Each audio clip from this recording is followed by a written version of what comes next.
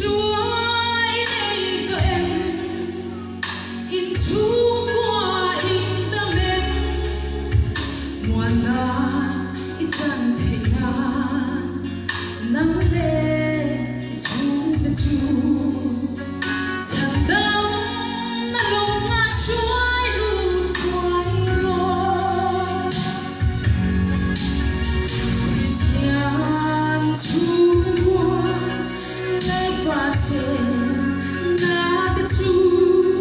cùng khoai nắng khi ngó ăn xoài về ngày lâu lùng vui ấy say ăn đi về ngày lâu sa tua ni nan himare con đi ra rốt văn mày ra thiếu tâm ai tội lâu lim nói trong ta chu ăn rắn lệ thua yang la mù sinh hôn ăn yang ta chân tâm đừng lá như lâu thì nhớ chẳng nhớ chẳng ngoài nhàn chú qua lấy tỏa trên na ta chú cùng khoai nắng khi ngó ăn xoài về ngày lâu lùng vui ấy say ăn đi về ngày lâu sa tua ni nan himare con đi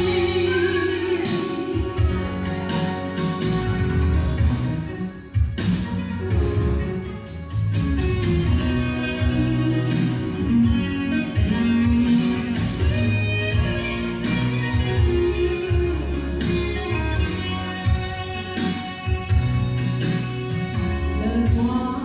nắng thêm lâu xóa chú qua hình thế lâu lim nó cái mà như lâu rồng xuống lệ sang đất thế bên ta suốt năm ngày thiếu tâm ai lo về Isu nangin kang runlong mo'y wag Christian chungwa lagwa chen na di chu kung khoai nang hing lo ăn xoài về ngày lâu lùng vui ấy say ăn đi về ngày lâu sa tua ni nan himare con đi sa tua ni nan himare con đi